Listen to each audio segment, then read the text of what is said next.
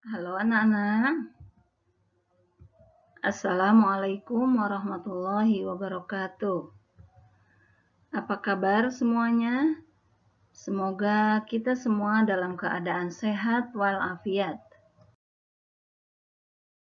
Baiklah anak-anak, pada pertemuan kali ini Ibu akan menyampaikan materi IPS kelas 9, tema 3. Yang pada pertemuan sebelumnya kita telah membahas tentang perdagangan internasional.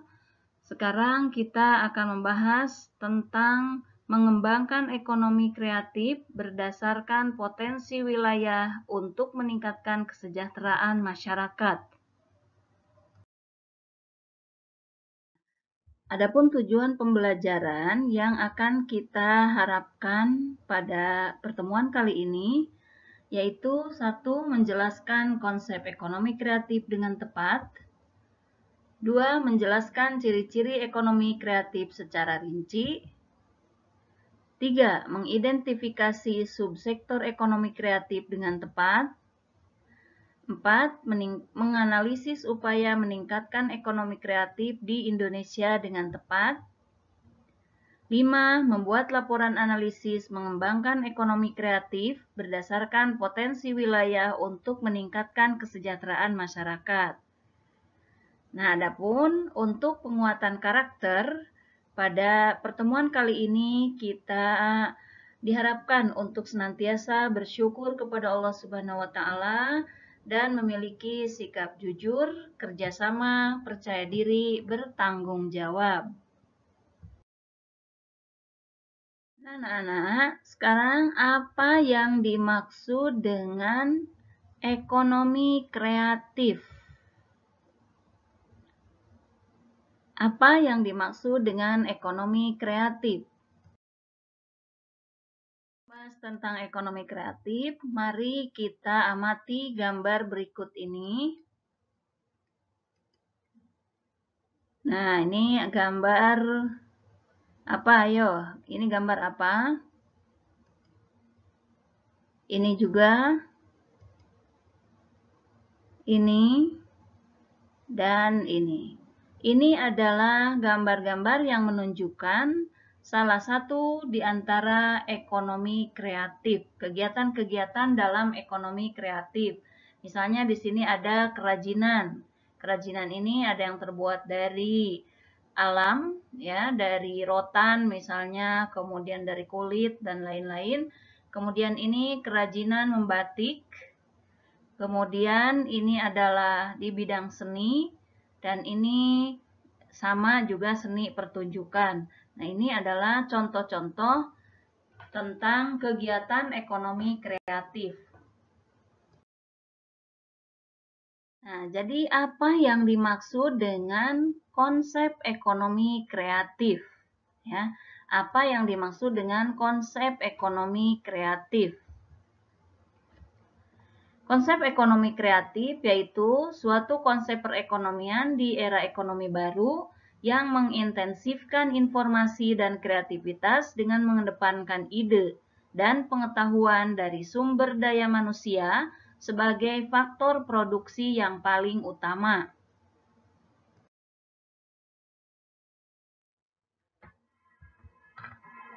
Nah, kita lihat ciri-ciri ekonomi kreatif. Yang pertama adalah kreativitas, keahlian, dan talenta. 2. Produk yang dihasilkan memiliki siklus hidup singkat atau product life cycle, margin tinggi, beraneka ragam, persaingan tinggi, dan dapat ditiru. 3. Penyediaan produk kreatif langsung pada pelanggan.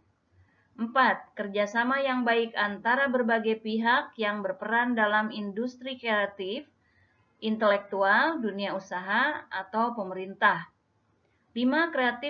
Kreatif ekonomi berbasis pada ide atau gagasan. 6. Pengembangan tidak terbatas dan dapat diterapkan dalam berbagai bidang usaha. 7. Konsep kreatif ekonomi dibangun bersifat relatif. Kita lihat subsektor ekonomi kreatif. Apa saja sih subsektor ekonomi kreatif itu? Yang pertama, ini kita lihat ada periklanan. Nah, periklanan ini adalah kegiatan yang berkaitan dengan jenis periklanan, yaitu komunikasi satu arah dengan menggunakan medium tertentu. Nah, hasil daripada periklanan ini misalnya riset pasar, perencanaan komunikasi periklanan, media periklanan luar ruang, produksi material periklanan, promosi, dan kampanye relasi publik. Di antaranya dengan adanya periklanan ini, biasanya dengan adanya pemasangan berbagai poster dan gambar, kemudian penyebaran selebaran, pamflet, edaran, brosur, dan media reklame sejenisnya. Nah, ini juga dalam periklanan ini bisa ditayangkan melalui media elektronik seperti televisi dan radio ataupun internet, ya. Itu tentang periklanan. Selanjutnya, yang kedua adalah arsitektur. Nah, arsitektur ini berkaitan dengan desain bangunan secara menyeluruh, baik dari level makro ataupun mikro. Misalnya, arsitektur taman, perencanaan kota, perencanaan biaya konstruksi, konservasi bangunan warisan sejarah, pengawasan konstruksi, perencanaan kota, dan lain-lain. Nah, ini juga masalah arsitektur ini tidak terfokus hanya pada pembuatan desain perumahan, tapi juga sudah meluas ke perkantoran, taman, dan lain sebagainya. Selanjutnya, pasar barang seni, ya. Pasar barang seni, nah kita bisa lihat di sini. Jadi di sini pasar barang seni ini berkaitan dengan barang-barang asli, unik, dan langka, dan juga memiliki nilai estetika, seni, dan sejarah yang tinggi.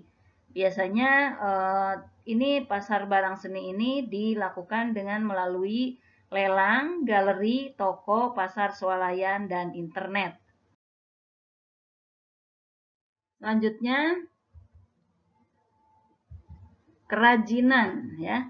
Kerajinan ini berkaitan dengan kreasi, produksi, dan distribusi produk yang dibuat atau dihasilkan oleh tenaga pengrajin yang berawal dari desain awal sampai proses penyelesaian produk. Nah, antara lain di sini meliputi kerajinan yang terbuat dari batu berharga, serat alam, maupun buatan, kulit, rotan, bambu, kayu, logam, dan lain sebagainya. Nah, ini pada kerajinan ini diproduksi dalam jumlah yang relatif kecil. Selanjutnya, desain, ya. Desain adalah kreatif berkaitan dengan kreasi desain grafis, desain interior, desain produk, desain industri, konsultasi identitas perusahaan, dan jasa riset pemasaran, serta produksi kemasan dan jasa pengepakan. Nah, ini yang berhubungan dengan desain. Selanjutnya adalah fashion. Berkaitan dengan fashion adalah kegiatan kreasi desain pakaian, desain alas kaki, aksesoris mode, dan lain sebagainya. Nah, ini juga di sini menyediakan layanan konsultasi lini produk berikut distribusi dan produk fashion.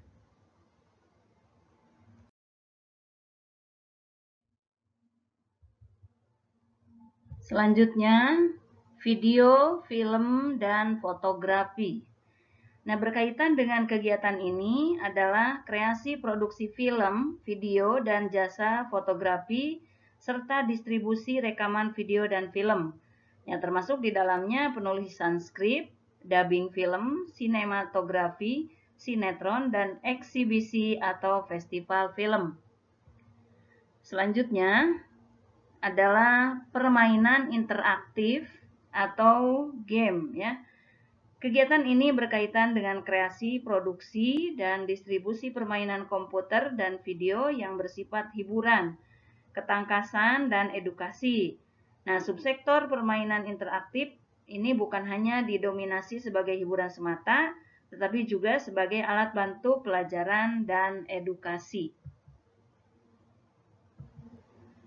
Selanjutnya adalah musik. Ini berkaitan dengan kreasi atau komposisi, pertunjukan, reproduksi, dan distribusi dari rekaman suara.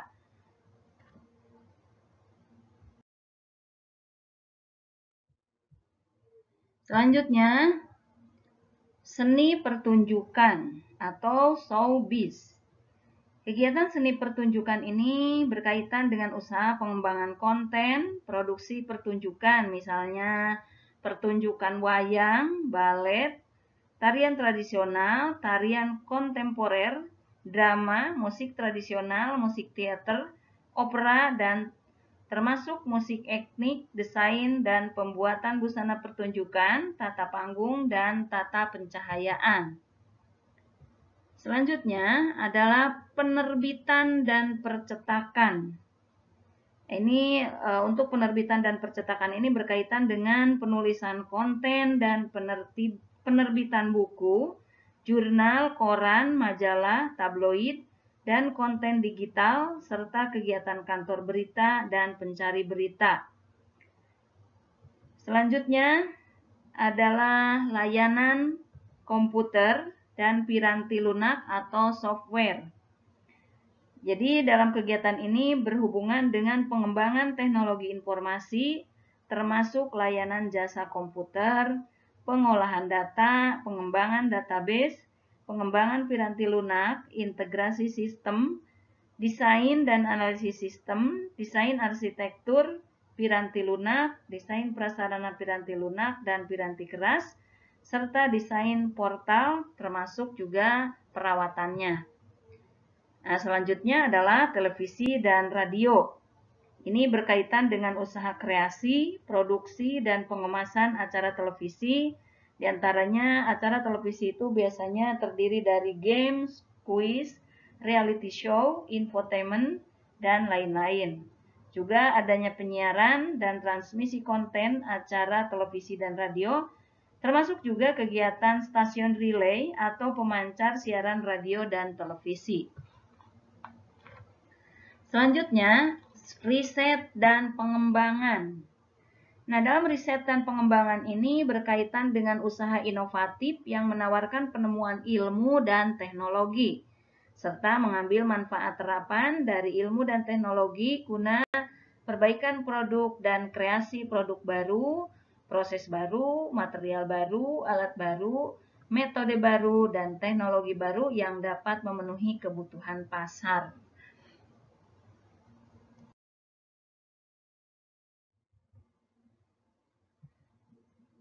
Baiklah anak-anak, dari pembelajaran hari ini kita simpulkan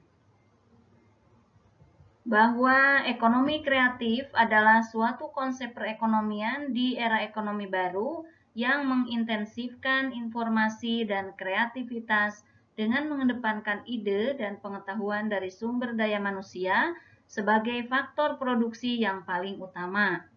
Nah, adapun subsektor ekonomi kreatif diantaranya periklanan, arsitektur, pasar barang seni, kerajinan, desain, fashion, film dan fotografi, kemudian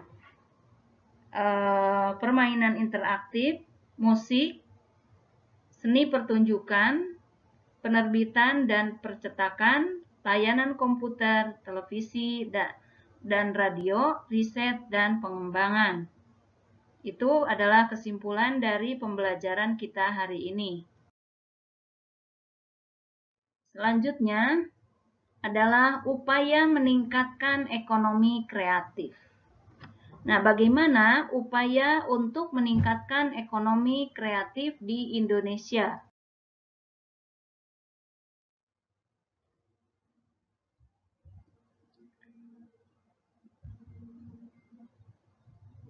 Coba kalian amati gambar berikut ini. Nah, ini adalah gambar di mana ini adalah suatu proses dalam pembuatan sebuah produk dalam hal ekonomi kreatif yang berhubungan dengan ekonomi kreatif.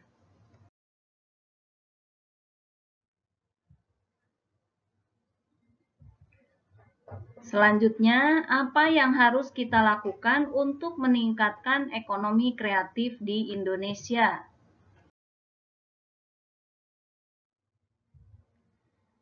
Nah, untuk menjawab pertanyaan-pertanyaan yang tadi, Ibu akan memberikan tugas, bentuklah kelompok yang terdiri dari 4 sampai 5 orang.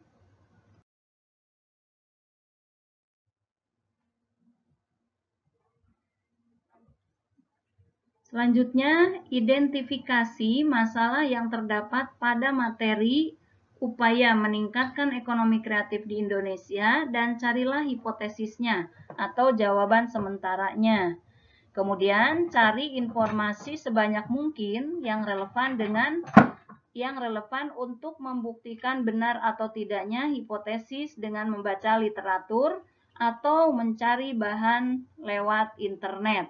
Nah, ini silahkan kalian diidentifikasi dulu masalahnya, kemudian cari hipotesisnya atau jawaban sementaranya, dan kalian juga bisa mencari informasi-informasi untuk membuktikan kebenaran hipotesis tersebut dengan membaca literatur atau mencari bahan-bahan lewat internet.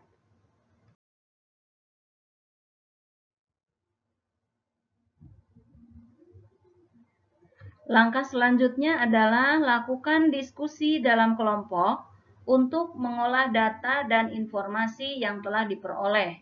Bandingkan antara hipotesis dengan hasil pengolahan data berdasarkan proses verifikasi ini, hipotesis tersebut ada kesesuaian atau tidak. Kemudian buatlah sebuah kesimpulan dari hasil diskusi dalam kelompok.